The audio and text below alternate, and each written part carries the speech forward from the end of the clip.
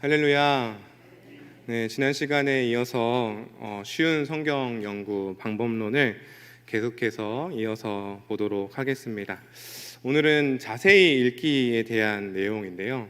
우리가 이제 지난주에 나눴던 이야기를 먼저 잠깐 나누어 보자면, 성경 연구에 앞서서 성경이 어떠한 책인지에 대해서 먼저 살펴봤었습니다.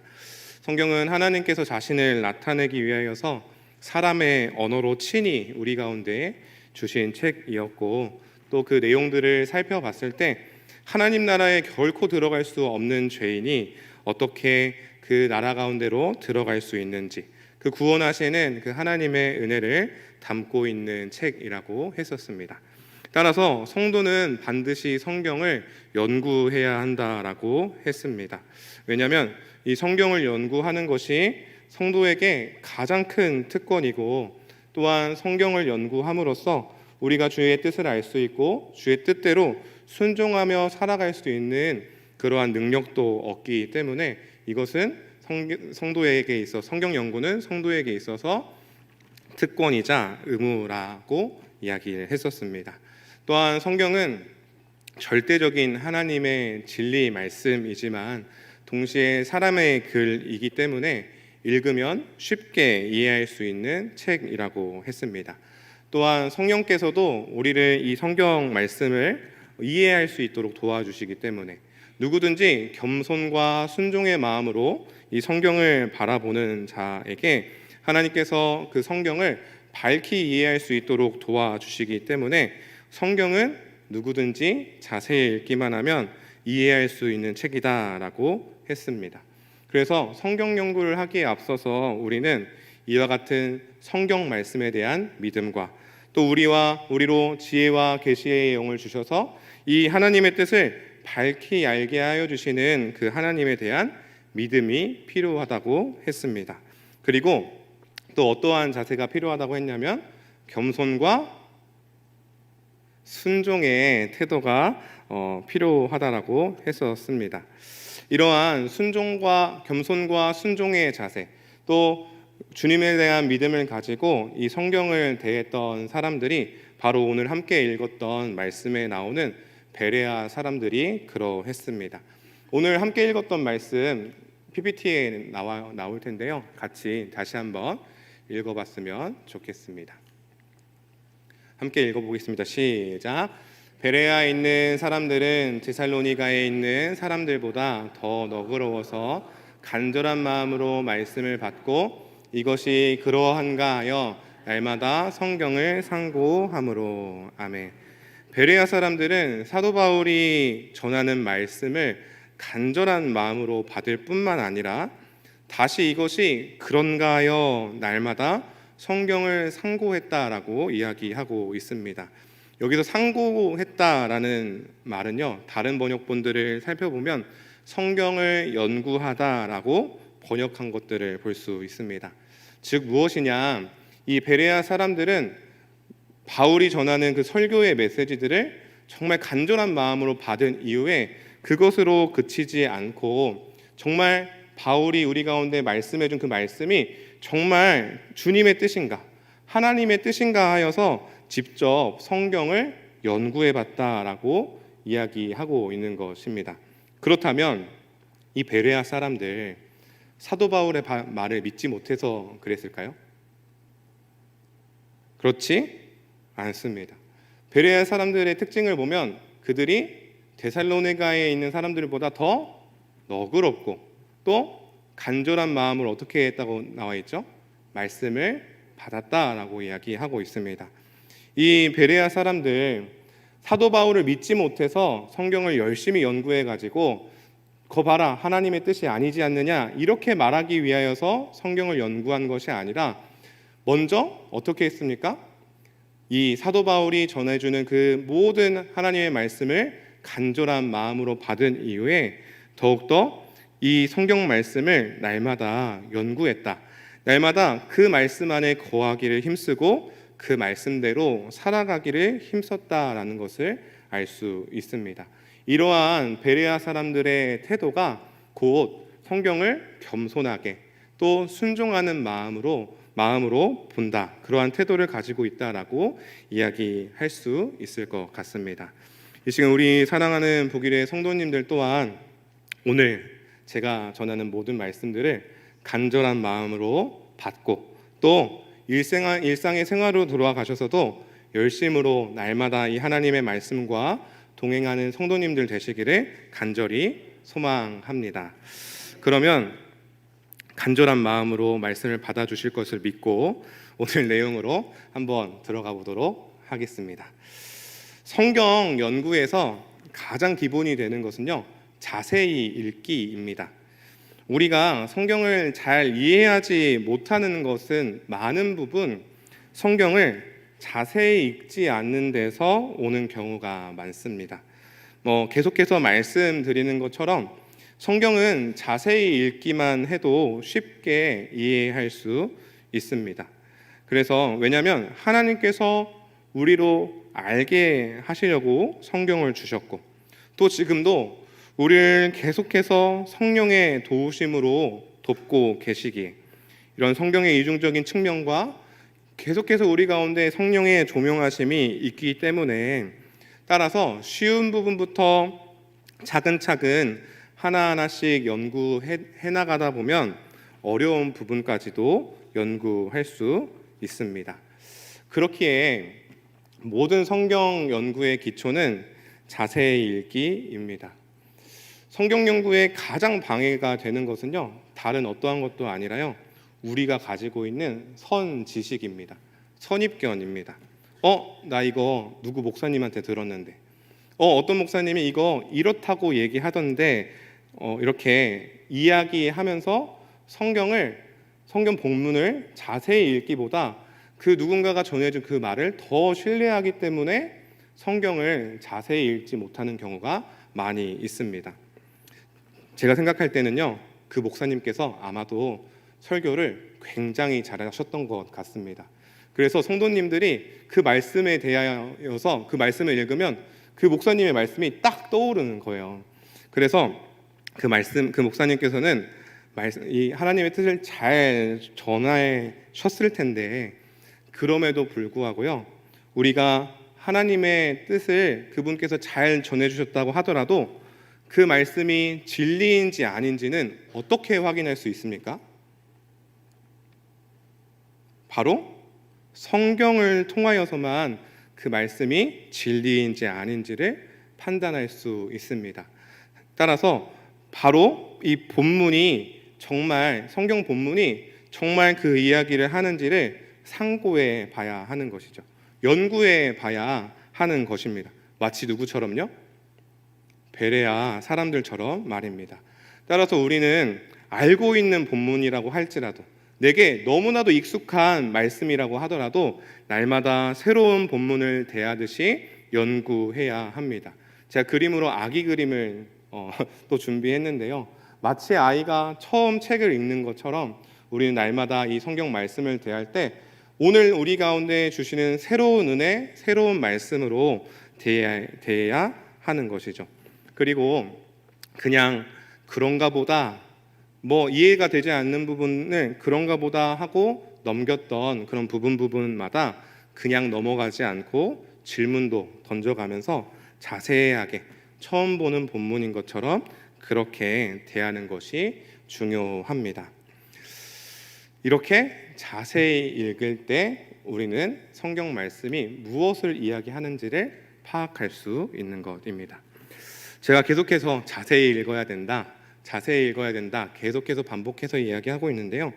그럼 도대체 어떻게 읽는 것이 자세히 읽는 것이냐라는 것을 우리 함께 살펴보면 좋겠습니다.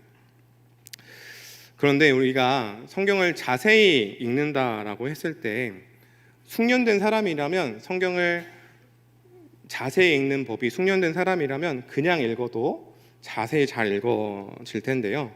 지난 시간 우리가 아기 그 걸음마 그림을 봤던 것처럼 우리는 성경 연구가 더딘 사람이지 않습니까?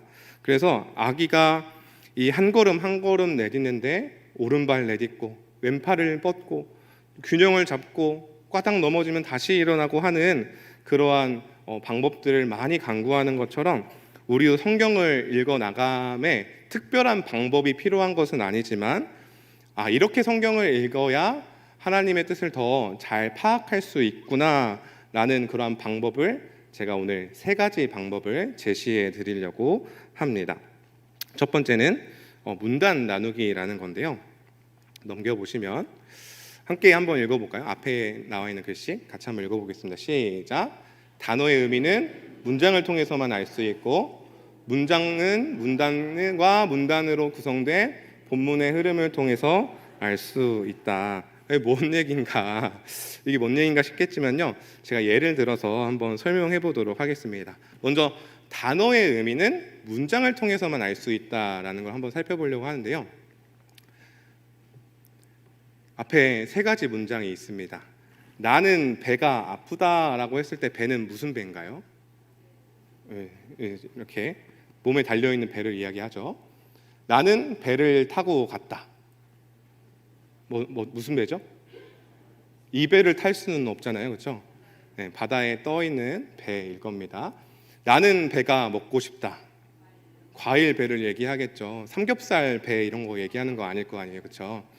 이렇듯 배라는 단어는 의미가 어떻게 결정되죠? 문장을 통해서 결정되는 것을 볼 수 있습니다. 그렇죠? 그냥 배라는 글씨만 봤을 때는 이게 사람의 배인지 타는 배인지 이게 과일 배인지 알 수 있을까요? 없을까요? 없습니다. 그것처럼 단어의 뜻은요, 문장이 지배를 하는 겁니다. 이것처럼 단어의 의미는 문장을 통해서만 알 수 있고 더 긴 단위 문장은 문단과 문단으로 구성된 본문의 흐름을 통해서 알 수 있다. 이것도 예를 들어보려고 하는데요. 이런 글이 있습니다. 같이 한번 읽어볼까요? 시작. 나는 똑똑했다. 그도 똑똑했다. 나는 그의 똑똑함에 견딜 수 없었다. 이게 무슨 뜻이죠?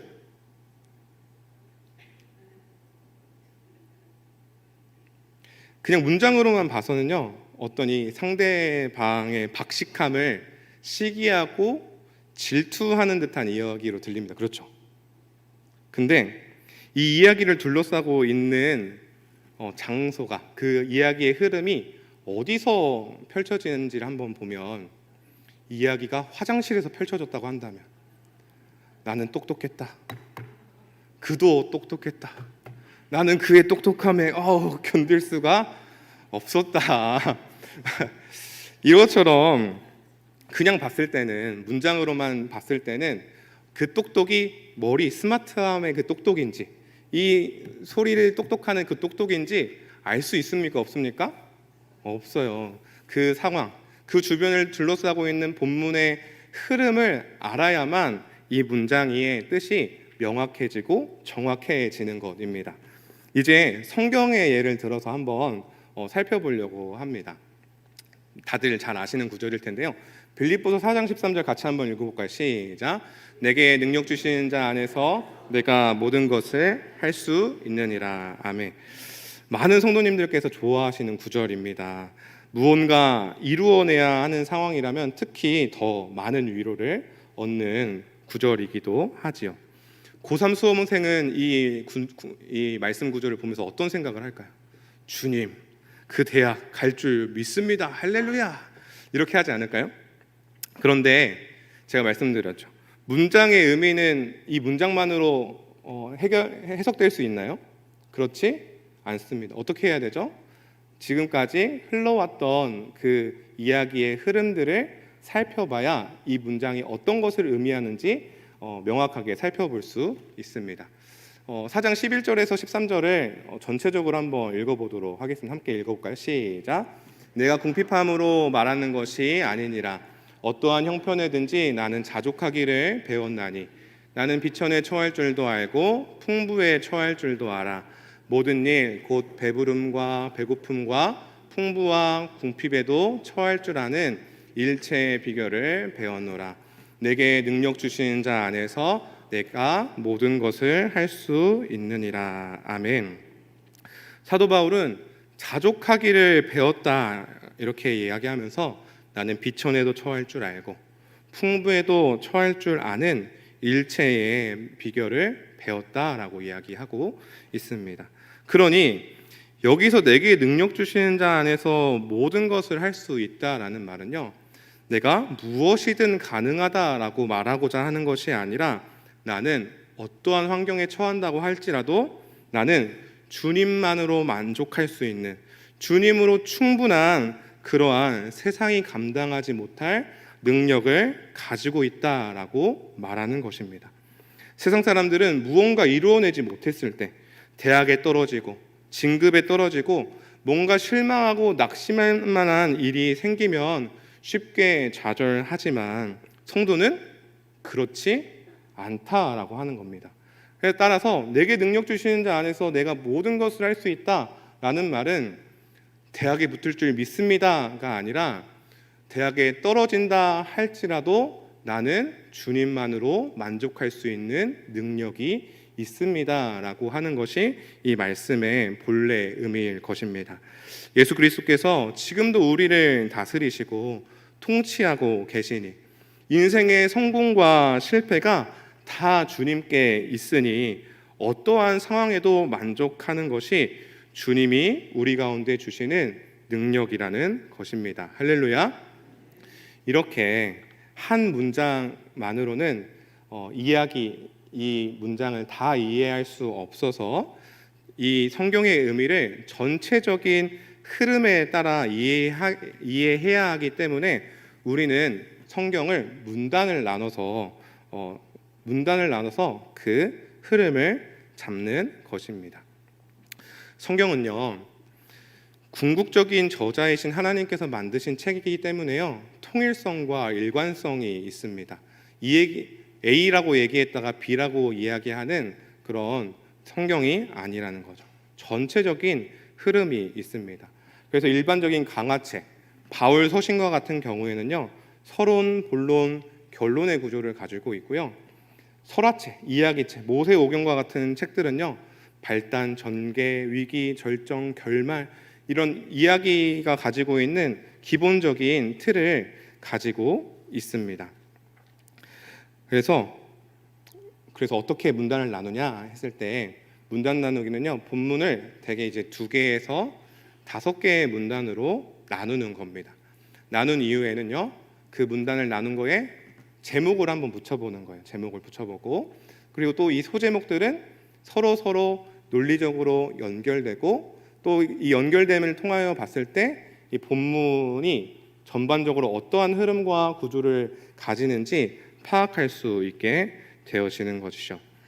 원래는 본문을 보면서 같이 실습도 하고 또 나눠도 보고 하면 더 유익한 시간일 텐데요, 시간이 충분하지 않아서 제가 오늘 샘플을 하나 준비했습니다. 아마 한 장씩 받으셨죠. 샘플 한번 봐볼까요? 그래서 문단 나누기 부분을 보시면 제가 에베소서 1장 3에서 14절을 먼저 문단을 한번 나눠봤습니다. 3절을 먼저 나누고 4절에서 6절은 성부 하나님의 은혜에 대한, 7절에서 12절에서는 성자 예수님의 은혜를 대한 내용이 나와 있고, 13, 14절은 성령 하나님께서 우리 가운데 주신 은혜가 본문에 나와져 있습니다. 성경을 펼쳐서 보시면 더 명확하게 살펴볼 수 있으실 겁니다. 그래서 3절에서 삼위 하나님의 복주심을 찬송하라 이렇게 이야기한 이후에 성부 하나님, 성자 예수님, 성령 하나님의 순서로 에베소서 1장 3절에서 14절까지 이 순서대로, 그 흐름대로 이야기하는 것을 볼 수 있습니다. 그것을 이제 제가 잘 읽고 이렇게 소제목을 먹여서 정리를 한 것이죠. 이렇게 정리를 하니까 딱 한눈에 보이는 거죠. 하나님께서 우리 가운데 은혜를 베풀어 주시는데, 먼저 성부 하나님께서 선택과 예정을 통해서, 또 성자 예수님께서 십자가에서 자신을 주심으로, 또 성령 하나님께서 이것을 인치시고 보증하심으로 우리 가운데 은혜를 주시는구나, 주님을 당연히 찬송해야 되는 거구나 라는 그러한 흐름을 볼 수 있는 것이죠.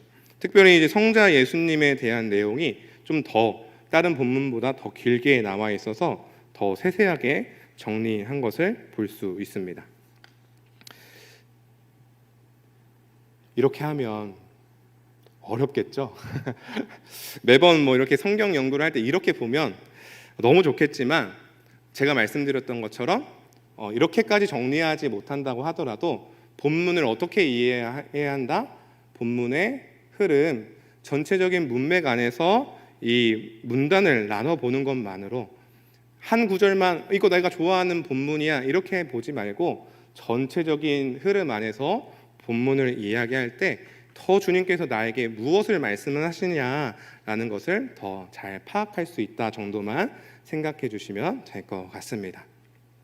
다음으로는요, 두 번째로 넘어갈 부분은 하나님 찾기에 대한 부분입니다.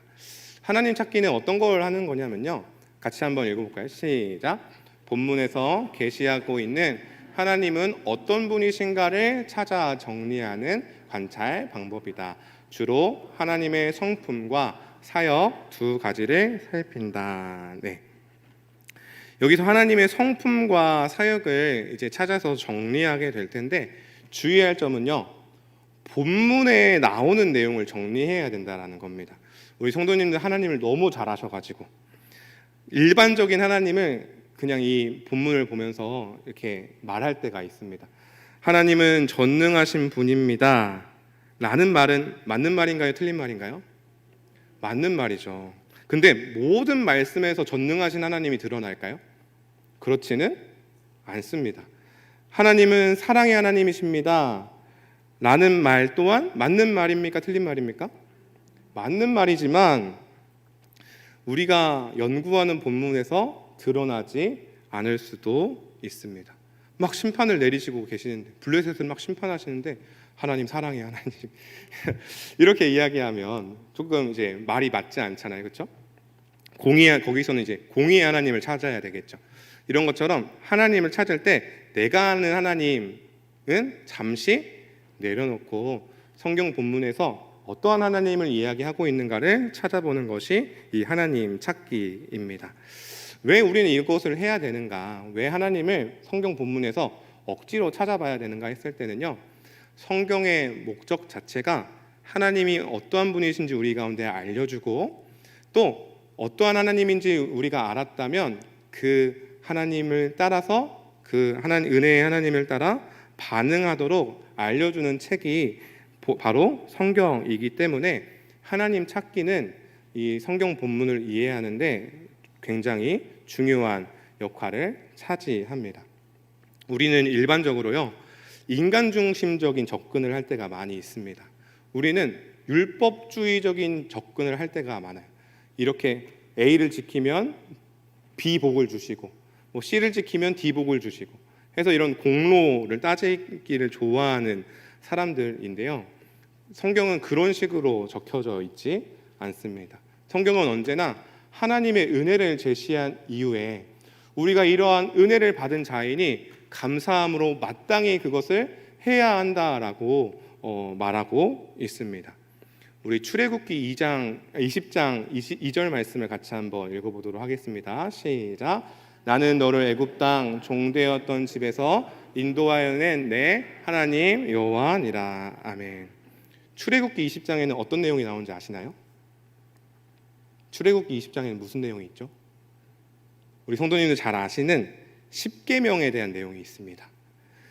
근데 십계명을 말씀하시기 전에요, 하나님이 이 2절에 3절부터 십계명 시작되거든요. 2절에 뭐라고 말씀하세요? 나는 너를 애굽 땅에서 종되었던 그 집에서 인도하여 낸 하나님이다 이렇게 말씀하시는 거예요.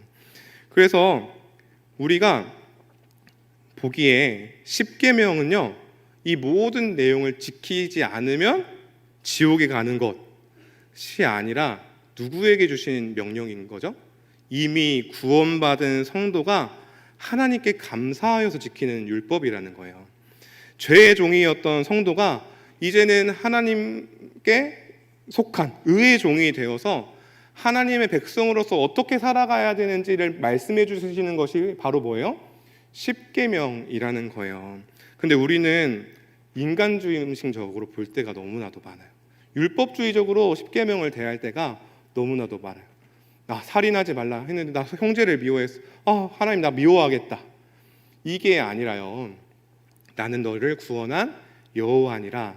나는 너를 구원한 여호와니라 이렇게 말씀하시면서 이미 구원받은 성도가 어떻게 살아가야 되는지에 대한 명령으로 주신 것입니다.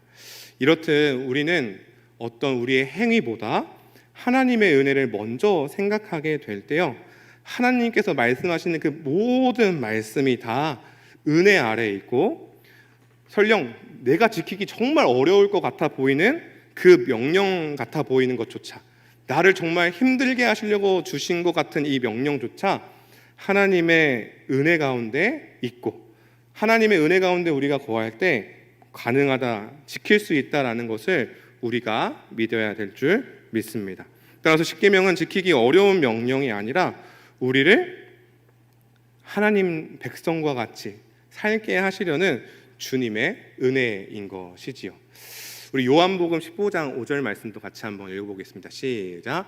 나는 포도나무요 너희는 가지라. 그가 내 안에 내가 그 안에 거하면 사람이 열매를 많이 맺나니 나를 떠나서는 너희가 아무것도 할 수 없음이라. 아멘. 하나님은 이미 알고 계십니다. 우리가 주님을 떠나서는 아무것도 할 수 없는 자이라는 것을요. 우리 가운데 주님의 은혜가 부어지지 않고서는 어떠한 선한 것도 할 수 없는 것이 우리의 모습입니다. 그래서 하나님 찾기는 정말 중요합니다. 본문에서 하나님의 은혜를 찾아보는 것은 얼마나 중요한지 모릅니다. 하나님의 은혜를 찾지 못하면요, 언제나 실패하는 우리를 볼 수밖에 없거든요. 왜? 나를 떠나서는, 너희가 내 은혜를 떠나서는 아무것도 할 수 없다, 주님 말씀하셨기 때문입니다. 그런데요, 하나님을 찾고 하나님의 은혜를 찾게 되면요, 어떻게 될까요? 많은 열매를 맺는 거예요. 나로서는 지킬 수 없을 것 같은 그 명령조차도 우리가 주 안에 거할 때 십계명의 그 모든 내용들을 다 지키고요, 이제 살인하지 않을 뿐만 아니라 성도를 서로를 사랑하는 자로 언젠가 변해져 있는 우리를 발견하게 되어지는 것이죠. 그래서 성경을 읽으실 때 어떻게 해야 된다고요? 하나님을 찾아보셔야 돼요. 하나님의 은혜를 잘 찾아보셔야 돼요. 그럴 때 우리가 어떠한 율법주의적인, 공로주의적인, 하나님 이거 했으니까 저한테 복 주세요가 아니라 이미 복을 다 받은 자로서 하나님의 뜻대로 살기를 원합니다, 마땅히 그렇게 살기를 원합니다라고 고백할 수 있는 우리가 될 줄 믿습니다. 하나님 찾기 방식은요, 말씀드렸던 것처럼 본문에 나오는 명시적인 하나님을 찾는 것이 중요합니다. 내가 알고 있는 하나님 잠시 내려놓고 본문이 뭐라고 이야기하고 있는가를 찾아보고, 비슷한 하나님이 막 등장을 할 거예요. 반복적으로 얘기하시니까 그럴 때는 묶어가지고 이런 하나님이구나 묶어서 설명하고요. 신약의 경우 같은 경우, 구약에는 성부 하나님만 드러나는 경우가 많으니까 신약에서는 성부 하나님, 성자 예수님, 성령 하나님, 삼위 하나님으로 구분하여 이렇게 볼 때 더 풍성한 그런 하나님을 발견할 수 있습니다.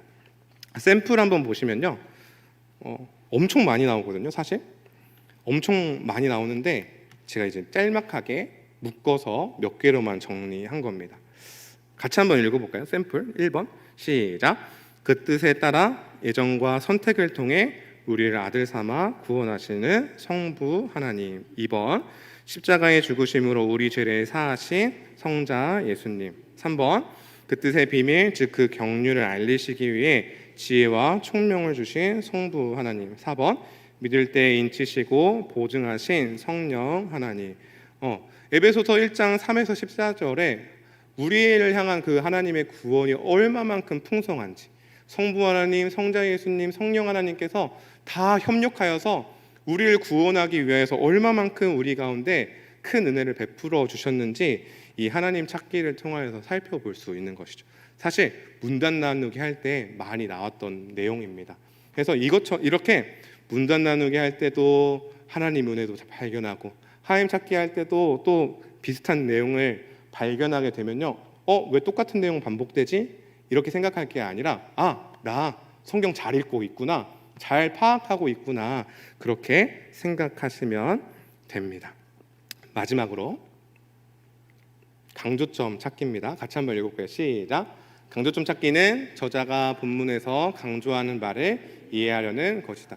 성경은 강조하고자 하는 바를 이미 강조해놨다. 네, 강조점 찾기는 그런 겁니다. 저자가 본문에서 강조한 내용을 찾는 건데요.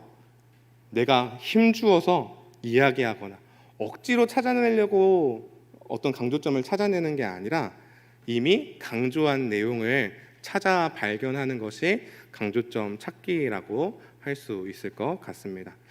두 번째로는요, 어떤 강조점 찾기는 앞에 나왔던 문단 나누기, 하나님 찾기를 통하여서 이미 이해된 바를 더 진전시키는 과정이에요. 새로운 거를 찾아내는 게 아니라 내가 이렇게 하나님도 찾고 문단도 나눠서 내용을 다 파악했는데 그 내용들을 더욱더 체계화하고 심화시키고 풍성하게 만드는 과정이지 무언가 새로운 것을 발견하는 것임은 아님을 생각하고 연구 과정으로 들어가면 좋겠습니다. 강조점 찾기 방식을 한번 볼게요. 어떻게 강조점을 찾느냐 했을 때 첫 번째는요, 가장 많이 다루는 게 강조점이에요. 그렇죠? 가장 많이 이야기하는 거. 우리 부모님께서 우리 학생들한테 뭐라고 하죠? 공부해라, 밥 먹어라, 일찍 자라, 공부해라, 밥 먹어라, 일찍 자라. 계속하죠. 뭐 하는 거죠? 강조하는 거죠. 강조하는. 그렇게 하라는 거예요? 말라는 거예요? 하라는 거잖아요. 그렇죠? 계속해서 반복해서 얘기하면 그것은 강조가 됩니다. 또 반대나 대조를 볼까요? 저기 영희 엄마네 아들은 이런다던데 너는 왜 그 모양이냐 하면 뭘 하는 거죠? 이 사람과 저 사람을 비교해서 뭐 하라는 거예요? 공부하라는 거잖아요. 반대나 대조되는 것들이 있다면 그것 또한 성경이 말하고자 하는 강조입니다. 마지막으로 추가적으로는요, 연결사, 그러나, 그러므로 이런 내용이 있으면요, 전반적인 흐름이 바뀌는 그러한 연결사예요. 그러나 하면은 뒤에 내용이 무슨 내용이 나오죠? 처음과 반대되는 내용. 그러나 이제는 하나님의 의가 드러났다. 죄악된 내용을 싹 이야기하는. 그러나 이제는 우리가 주님 은혜 가운데 들어가게 됐다. 강조가 되겠죠. 샘플 한번 보실까요? 샘플 보시면 반복, 비슷, 가장 많이 반복되는 게 뭐냐면 에베소서 1장 3에서 14절에서 가장 많이 반복되는 게 그리스도 안에서, 그리스도로 말미암아, 이런 표현들이 가장 많이 반복됩니다. 이게 의미하는 바가 있어요. 하나님께서 우리 가운데 신령한 복을 주시는데 그냥 주시는 게 아니에요. 그리스도로 말미암지 않고는 이 복을 누릴 수 없구나라는 것을 발견하게 되어지는 거죠. 또 반대대조도 한번 볼까요? 반대대조. 어떤 하나님의 예정과 선택과 또 예수님의 죽으심과 성령의 인치심과 보증하심이라는 어떤 이 구원의 엄청난 이 하나님의 구원 사역에 비해서 이 모든 것을 6절에 보면 거저 주셨다 이렇게 기록하고 있습니다. 준 거는 엄청 큰데요, 이거를 공짜로 줬다는 거예요. 대조가 되죠. 주님께서 주신 그 은혜의 크기와 우리가 치는 대가는 아무것도 없는 것을 대조할 때 우리가 주께 어떠한 은혜를 받았는지 더 강조가 되는 거죠. 얼마나 큰 은혜를 받았는지, 아무런 대가를 치르지 않고 그 많은 복을 다 받게 되어지는 거니까요. 이처럼 강조점 찾기는요, 어떤 새로운 것을 발견하기보다 이미 내가 얻은 이해 안에서 기존에 알고 있던 것들을 더 강화시켜주고 더 심화시켜주고 더 체계화해주는 그러한 결과를 보여주게 됩니다. 이제 마무리해 보려고 하는데요, 이렇듯 자세히 읽을 때, 이 성경을 자세히 읽을 때, 문단 나누고 하나님 찾기 하고 강조점 찾기 하고 했을 때 어떠한 유익들이 있냐, 글씨가 앞에 안 보이시면 이게 강의 안에도 잘 나와 있습니다. 하나하나씩 읽어가 보도록 하겠습니다. 1번 읽겠습니다. 주요 내용과 흐름을 파악할 수 있다. 문단 나누기 통해서 이런 흐름들 파악할 수 있었어요. 2번 주요 내용을 해석할 때 관심을 두어야 할 강조점을 파악할 수 있다. 하나님 찾기, 우리가 어디에 관심을 두어야 되는가, 강조점 찾기, 본문이 강조하는가, 내가 강조하고 싶은 거 말고 본문이 강조하고 싶어하는 거 찾을 수 있겠죠.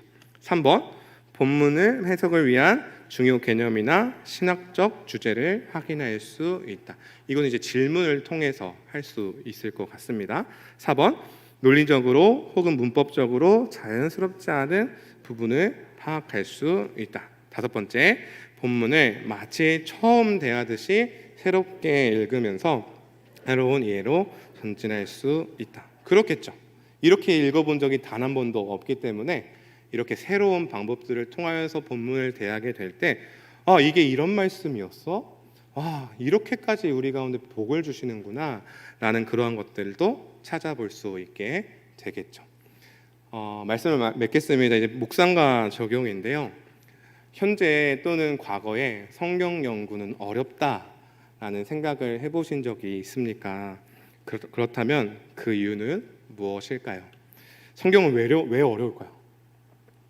우리의 생각을 좀 달리 가졌으면 좋겠습니다. 성경을 쉽고 재밌다, 마치 드라마 보는 것처럼, 영화 보는 것처럼 재밌다 생각하면 좋을 것 같습니다.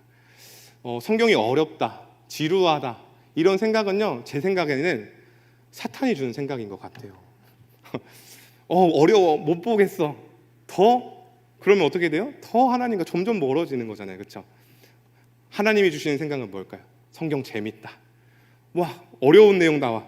이거 풀어내는 재미가 있는데, 쏠쏠한데 풀어내는 재미가 쏠쏠한데, 이런 농구 경기 이런 거 볼 때도 그냥 한쪽이 다 이기면은 별로 재미없는 것처럼 왔다 갔다 반복했을 때 재밌는 것처럼 더 어려우면 더 재밌고. 할렐루야. 네, 그럴 수 있었으면 좋겠습니다. 2번 누구든지 성경을 자세히 읽기만 하면 쉽게 이해할 수 있습니다. 이건 정말 믿음의 영역인 것 같습니다.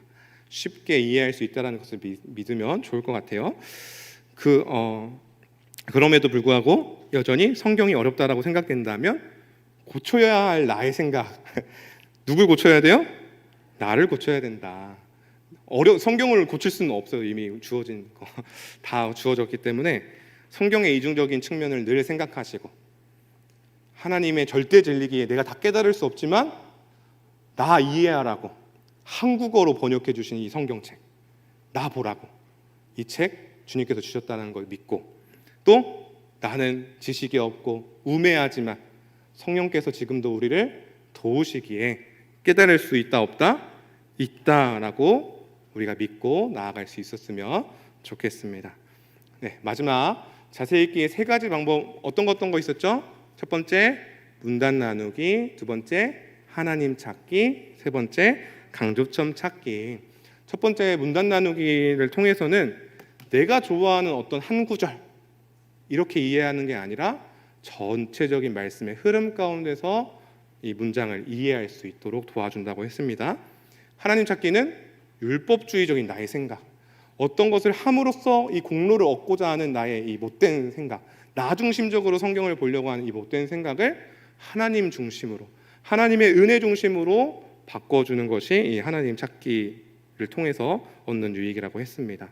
또 강조점 찾기, 내가 강조하고 싶은 거, 내가 말하고 싶은 거 강조하는 게 아니라 이 말씀이 강조하는 바를 강조하는 그러한 것을 이 성경을 읽을 때, 문단 나누고 하나님 찾기, 강조점 찾기를 할 때 우리가 성경을 읽는 방법들이 이렇게 변화될 수 있겠죠. 사랑하는 성도 여러분, 말씀을 맺겠습니다.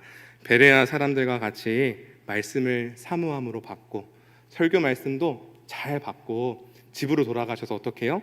더 나아가 성경을 끝까지 연구하고, 주께서 이해시켜 주실 것이다, 내게 은혜 주실 것이다, 주께서 이러려고 나한테 성경 주셨다라고 믿고 간절한 마음으로 성경을 늘 상고할 수 있는 복된 북일의 성도님들 다 되시기를 간절히 소망합니다. 아멘. 우리 다 같이 말씀을 생각하시면서 찬송가 540